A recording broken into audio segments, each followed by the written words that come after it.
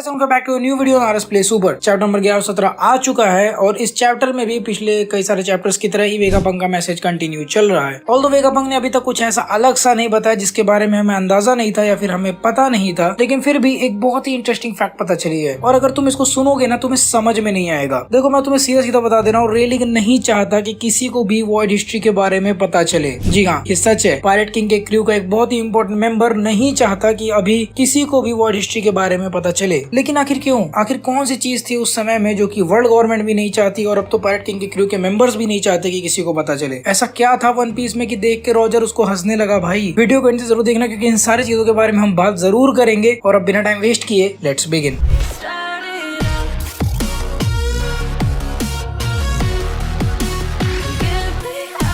तो चैप्टर के cover page में हम देख सकते हैं यामाटो को जो कि ओत्सुरु से खाना ले रही है और अपने जर्नी पर निकलने वाली है। अब इस कवर पेज में कुछ खास तो नहीं है, बट अगर तुम यहाँ पर यामाटो और ओत्सुरु को देखोगे तो तुम्हें पता चलेगा कि आखिर यामाटो कितनी लंबी है या फिर उसका बॉडी साइज कितना ज्यादा है। ऑब्वियसली वो काइडो की बेटी है तो उसका साइज बड़ा ही होगा,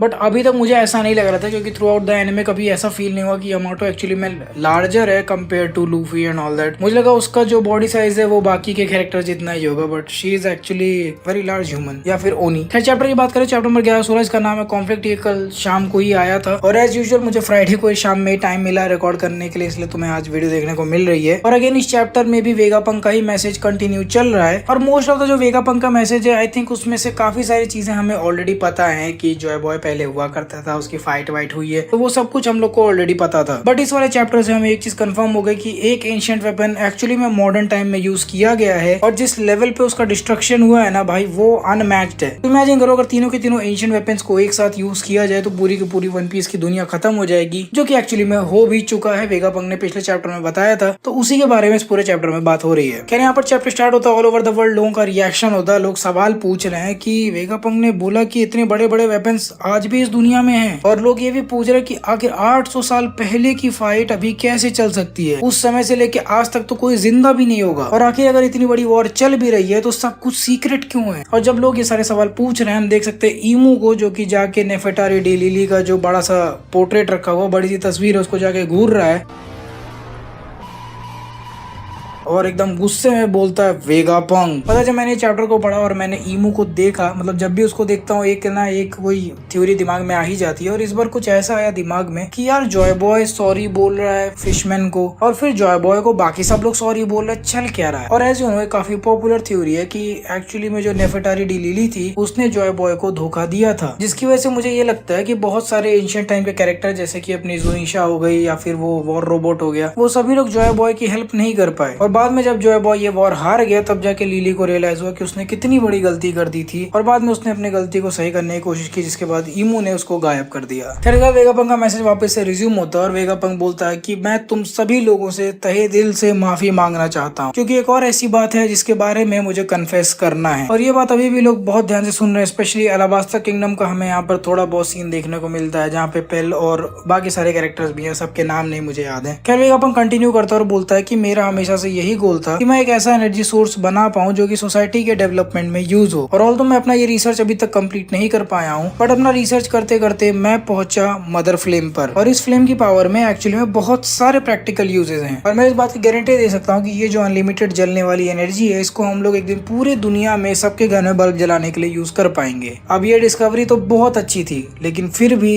इसमें से एक बहुत छोटा सा पोर्शन चोरी कर लिया गया और क्योंकि ये पोर्शन मेरे लैब से चोरी हुआ इसीलिए मैं पूरी की पूरी रिस्पॉन्सिबिलिटी लेता हूँ इसके आगे जो कुछ भी हुआ। और अभी जब वेगापंक ये सब चीज बोल रहा है तो मैं याद होगा कि एगेड आइलैंड पे ऊपर की तरफ फेक क्लाउड्स है, वो फेक क्लाउड जो कि वेगापंक जनरेट करता है, अब वो मशीन और ज्यादा फेक क्लाउड जनरेट नहीं कर पा रही और इसी वजह से जो भी साइफर पोल एजेंट्स थे जो कि ऊपर फंसे हुए थे वो सभी के सभी अचानक से नीचे गिर गए हैं। और ऐसा इसलिए हो रहा है क्योंकि एडिसन के अकॉर्डिंग एक और गोरो से बहुत ज्यादा तोड़फोड़ मचा रहा है लेबोरेटरी में और वो स्टूशी को बोलता है कि जल्दी यहाँ से तुम बाहर निकल जाओ, ये जगह तुम्हारे लिए सेफ नहीं है। लेकिन स्टूशी इस चीज को मान नहीं पा रही है। ऐसा तुम लोग को पिछले चैप्टर में याद हो, क्योंकि अब वेगापंक जिंदा नहीं है तो उसका भी कोई गोल रहा नहीं है यहाँ पर। अब ऐसा क्यों है इसके बारे में अभी तक रिवील नहीं हुआ है। क्या यहाँ पर स्टूशी एडिसन से पूछती है क्या ये ठीक रहेगा अगर मैं इस जिराफ यानी कि काकू को यहाँ से छोड़ दूं, इसको जाने दूं। वैसे मैं नहीं चाहती कि यहाँ पर अगर कुछ गलत होता है तो इसको भी वो सब कुछ झेलना पड़े, और वो एडिशन को इस बात की श्योरिटी देती है कि ये स्ट्रॉ हैट क्रू के पीछे नहीं जाएगा, और एनीवेज यहाँ से छूटने के बाद उसकी प्रायोरिटी वो नहीं होगी। जिस पर एडिशन बोलता है कि मैं समझ गया और मैं तुमसे सॉरी बोल रहा हूँ कि तुम्हें ये सब कुछ करना पड़ रहा है। और एडिशन यहाँ पर सॉरी इसीलिए बोल रहा है क्योंकि CP0 वाले आपस में दोस्त भी बन गए थे। अब वो अपने उस बिल्ली को छोड़ दो, पर आई थिंक काकू वगैरह थोड़े ठीक ठाक ही बंदे थे, ये लोग दोस्त बन गए थे। और एडिशन उसको आगे बोलता है कि भले ही तुम उनकी दोस्त थी फिर भी तुमने मेरी हेल्प की, तुम्हें दोनों साइड में से एक का साथ देना था और एक को धोखा देना था, फिर भी तुमने हमें बचाया, और तुम्हारे दिल में इसी कॉन्फ्लिक्ट की वजह से तुम्हारे अंदर अभी भी इंसानियत जिंदा है। जैसा कि तुम लोगों को पता होगा स्टूशी एक ह्यूमन नहीं है, वो एक क्लोन है। जो पहले रॉक्स पायरेट पे एक स्टूशी हुआ करती थी, ये उसी की क्लोन है। और एडिसन उसको बोलता है कि जैसा मन करे तुम वैसा करो, बस कोई ऐसा तरीका खोज लेना कि तुम हमेशा जिंदा रहो। और इस चीज को सुन के स्टूशी बहुत ज्यादा खुश हो जाती है और उसके आंखों से खुशी की आंसू निकलने लगते हैं। आई थिंक स्टूशी यहाँ पर बच जाएगी, but she is not going to join the straw hat crew. अगर तुम लोग सोच रहे हो तो मे बी वो एक एलाई उनकी बन के रहेगी फ्यूचर में। काकू भी उनका एक एलाई बन सकता है फ्यूचर में, but for now she is not going to join the straw hat pirates. क्योंकि अगर तुम टेक्निकली देखो तो स्ट्रॉ हैट पायरेट्स को जो भी ज्वाइन करता है उसकी वजह से इन्हें कोई फायदा होता है, राइट। स्टूशी के पास ऐसा कुछ भी नहीं है जो कि वो इस क्रू को दे सकती है। खैर वेगापंक का मैसेज वापस से कंटिन्यू होता है और कुछ लोग पॉपकॉर्न खाते हुए इसको देख रहे हैं। और वेगापंक यहाँ पर बोलता है कि 2 हफ्ते बाद जब वो आग का छोटा सा टुकड़ा चोरी हुआ तब हमने देखा कि अचानक से आसमान में एक बहुत बड़ा उजाला हो गया है, एग्जैक्टली किंगडम ऑफ लुलुशिया के जस्ट ऊपर। और कुछ ही घंटों बाद मुझे न्यूज मिली कि एंटायर नेशन, पूरा का पूरा लुलुशिया किंगडम का आइलैंड वहां से गायब हो गया है बिना किसी सबूत के। वहां पे लिटरली कुछ भी नहीं है, एक बड़ा सा गड्ढा है। और खबर मिलने के थोड़े समय पहले मैंने एक बहुत बड़ा अर्थक्वेक रिकॉर्ड किया था अपने एक मशीन पर। अब जब मैंने ये सारी चीजें देखी तो मुझे बहुत बड़ा सेंस ऑफ अचीवमेंट फील हुआ था, लेकिन उसे एक चीज ये भी समझ में आ गई थी कि ये चीज और कोई नहीं बल्कि सिर्फ मदर फ्लेम के द्वारा ही की जा सकती है। और जिसके बाद वेगापंक फाइनली इसी कंक्लूजन पे पहुंचता है कि मेरे खुद के इन्वेंशन की वजह से ही एक एंशिएंट वेपन को पावर अप किया गया था। इसके बाद अगले पैनल में हम देख सकते हैं कि वेगापंक लिटरली अपना सर जमीन पर रख कर लोगों से माफी मांग रहा है और बोल रहा है कि ये किस लिए हुआ और क्यों हुआ इसके बारे में मुझे कोई अंदाजा नहीं है, कि मैं ही वो रीजन हूँ कि इतना बड़ा मास मर्डर किया गया। और मैं यहाँ अनाउंसमेंट में तुम लोग को ये चीज नहीं समझा पाऊंगा कि मैं कितना ज्यादा दुखी हूँ और मुझे कितना ज्यादा रिग्रेट है इस बात का कि मेरी वजह से इतने सारे लोगों की जान गई। लेकिन फिर भी इससे मैंने एक चीज खोज निकाली, इससे मेरी थ्योरी और भी ज्यादा स्ट्रांग हो गई कि एंशिएंट टाइम पर जो बहुत बड़ा डिजास्टर आया था, जो बहुत बड़ा भूकंप आया था, जो बहुत बड़ा बाढ़ आया था जिसकी वजह से पूरी दुनिया डूब गई थी, वो इंसानों द्वारा बनाई गई थी। और उसके बाद अगले सीन में हम देखते हैं, और उसके बाद अगले सीन में हम अगेन वानो का सीन देखते हैं जहाँ पर मोमोनोसुके और वो बोल रहा अच्छा तो फिर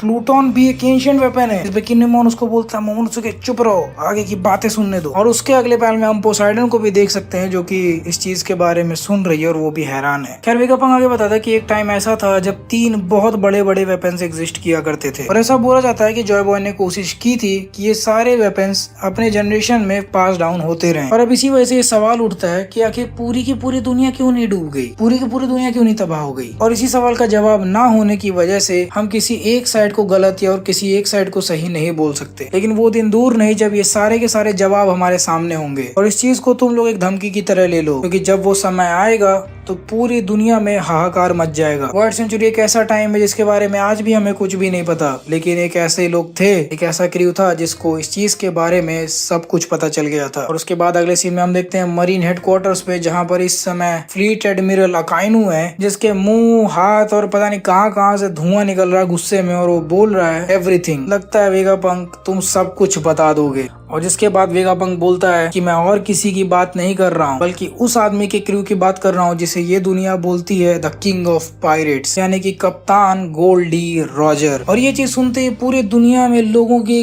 गांड फट जाती है। लोग ये कहते हैं पायरेट्स, इतनी बड़ी इंफॉर्मेशन पायरेट्स को कैसे पता है, ये कितने बड़े खतरे की बात हो सकती है। और पायरेट किंग के नाम की वजह से फिर से एक बार लोग बिल्कुल बावड़े हो जाते हैं, बिल्कुल उसी तरह से जिस दिन उसका एक्सिक्यूशन हुआ था उसी तरह से लोग चिल्लाने लगते हैं। खैर इसके बाद हम वापस से जैसे यॉर्क का सीन देखने को मिलता है, सच में यार ये लड़की इसने ही मदर्स फ्लेम का टुकड़ा चुराया था और अब ये सोच रही है कि आखिर वेगापंक को कैसे पता चल गया। इसने तो अपने दिमाग के एंटीना को सिंक करने से ऑफ करके रखा था ताकि वेगापंक को कुछ भी ना पता चले। और यॉर्क ये चीज भी फिगर आउट कर लेती है कि उसे लुलुशिया के न्यूज के बारे में पता चल गया था और उसने ऑलरेडी रीडिंग्स लेने के लिए तैयारी कर ली थी। तो फिर ये कैसे पॉसिबल है, ये इतना ज्यादा इत्तेफाक कैसे हो सकता है? इसका मतलब तुम्हें गवर्नमेंट के प्लान्स पहले से पता थे, वरना तुम ये सब कुछ करते ही नहीं। तुम ब्रॉडकास्ट स्नेल को छुपाने की कोशिश भी नहीं करते। और अगर तुम लोग को ये चीज अभी तक नहीं समझ में आई तो मैं यहाँ पर बता रहा हूँ कि वेगापंक यॉर्क को एक्चुअली में क्या पता चला। यॉर्क के अकॉर्डिंग जैसे ही उसने मदर फ्लेम चुराया, वेगापंक ने ये सब कुछ पता कर लिया था या फिर डिड्यूस कर लिया था कि ऐसा ही कुछ होने वाला है जो कि अभी वन पीस के वर्ल्ड में चल रहा है। मतलब बंदे ने पहले से ही अपना फ्यूचर फोरशैडो कर लिया था कि वो अब खत्म होने वाला है। अगर तुम याद करो तो स्टार्टिंग में उसने ड्रैगन को भी कॉल लगाया था ये बोलते हुए भैया मैं जाने वाला हूँ, हमको बचा लो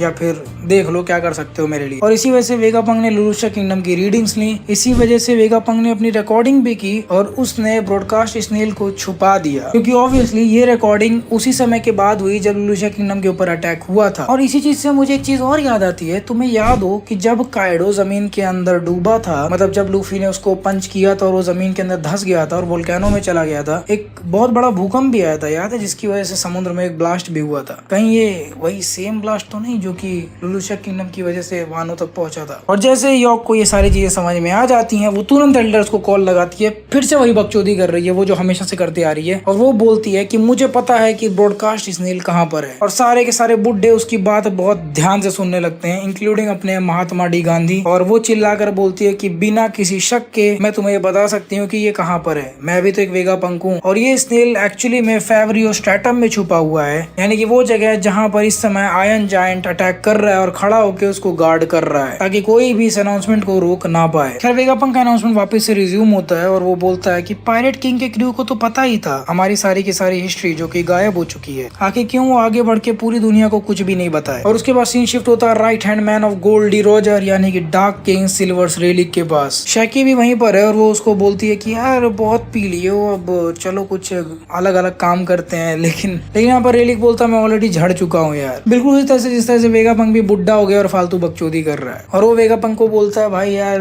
गांडू मत बनो यार, लोगों का फन उनसे नहीं छीनो वेगापंक, अगर तुम सब कुछ बता दोगे तो उन्हें मजा कैसे आएगा। और ये मजा जो है वो सिल्वर्स रेलिक अब सबको देना चाहता है जो कि उसने रॉजर के साथ एंजॉय किया था। और last line those who new the truth just laughed के साथ चैप्टर नंबर 1116 खत्म।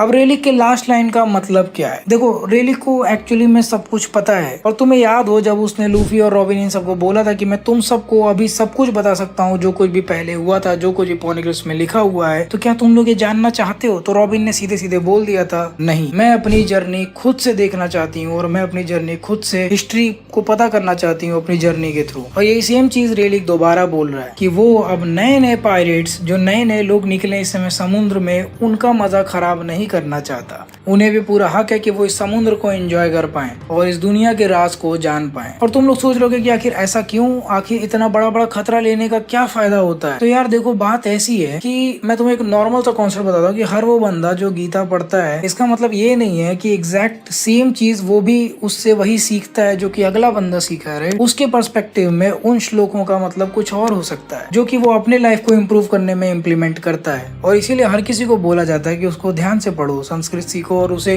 अपने हिसाब से डिड्यूस करने की कोशिश करो। और सेम उसी तरह से रॉबिन को भी ये बात समझ में आ गई थी कि अगर वो सिर्फ रेलिक के मुंह से सुनेगी तो वो उसका पर्सपेक्टिव जान पाएगी, वो कभी अपना पर्सपेक्टिव नहीं डेवलप कर पाएगी। जैसे इस समय वेगापंक बता रहा है कि वो बिल्कुल ये चीज डिसाइड नहीं कर सकता कि कौन सही है कौन गलत, जबकि अगर वेगापंक की थ्योरी के हिसाब से देखा जाए तो ईमू ने पूरी दुनिया को धीरे धीरे करके डुबा डाला पूरे फाइट में। तो क्या वो सही थी या फिर जॉय बॉय सही था, या फिर जॉय बॉय की फाइट की वजह से इतने सारे लोग मरे, तो क्या इसमें जॉय बॉय नहीं गलत हो सकता क्या? तो इसी वजह से दैट इज द रीजन कि रेलिक ने बोला अपने हिसाब से ढूंढो और अपने हिसाब से जानो और अपने हिसाब से पता करो। और जब रॉजर को ये सब कुछ पता चला होगा तो वो इतनी जोर से हंसा होगा कि कितनी अजीब अजीब बातें हैं जो कि उसने कभी सोची ही नहीं। और मैं तुम्हें इसका एक और अच्छा सा एग्जांपल देता हूँ। अभी थोड़े समय पहले मैं अपने भाई और बहनों को, मेरे कजिन्स आए हुए हैं मेरे घर पे विजिट करने समर हॉलिडेज पे, तो मैं उनको तुम्बाड़ मूवी दिखा रहा था। और जो मेन कैरेक्टर है वो अभी पहुंचता है अपने दादी के पास और उसकी दादी जिंदा होती है। सिर्फ इसी चीज को देख देख के वो जोर जोर से हंसने लगता है, जबकि अभी उसने खजाना खोजा भी नहीं। सो इस तरह से रॉजर क्यों हंसा, एक चीज हमको समझ में आ रही है, just because he know that something like that existed, और इतनी बड़ी बड़ी चीजें उनके नाक के नीचे एग्जिस्ट कर रही थी और उन्हें कभी पता ही नहीं चला। May be that is why he was laughing. खैर अभी तक वेगापंक ने जो कुछ भी बताया वो सब हम लोग को ऑलरेडी पता था, बहुत समय से चल ही रहा है यही सब, और इसमें से आधी चीजें तो हमने रिड्यूस भी कर ली थी और वो सही भी हो गई हैं। अब तो ऐसा लग रहा है वेगापंक खुद रेडिट पढ़ के आया है। खैर वेगापंक का ये मैसेज कुछ जल्दी खत्म नहीं होने वाला, क्योंकि वो बड़ा सा आयन जायंट इसमें बैठ के उस ट्रांसपोंडर स्नेल को गार्ड कर रहा है। तो किसी भी हालत में अभी मान के चलो 2-3 चैप्टर तक, तो 5 मेरे ख्याल से 5 चैप्टर तक यही चलने वाला है। धीरे धीरे वेगापंक का अनाउंसमेंट होगा और उसके बाद ये लोग यहाँ से भागेंगे। अगले आइलैंड पे पहुंचते पहुंचते में भी ये साल भी खत्म हो जाए, क्योंकि टेक्निकली 6वां महीना स्टार्ट भी हो गया है। देखो अभी आगे क्या क्या होता है वन पीस में, और मैं वेट कर रहा हूँ जल्दी जल्दी वेगापंक का मैसेज खत्म हो यार। सच में अब बोर हो रहा है, अब सच में मुझे बोर हो रहा है। And I guess that was it for chapter number 1116। अगर तुम लोग को वीडियो पसंद आई तो वीडियो को फटाफट लाइक कर दो, नहीं पसंद आई तो भी लाइक कर दो। आई ट्राइड माय बेस्ट यार, बहुत सही ये वाला चैप्टर लगा यार मुझे, सच में बहुत मजा आया मुझे वाला चैप्टर। और अगर नहीं पसंद आए तो भी वीडियो को लाइक कर दो भाई, सच में लाइक्स कम हो गए हैं आजकल। और अगर तुम्हें ऐसे गजब के वन पीस के वीडियोस को देखते रहना है तो चैनल को भी सब्सक्राइब कर दो। मैं तुम लोगों से मिलूंगा अगले वीडियो में। अगला चैप्टर वैसे भी ब्रेक पर है, so until the next one, play on.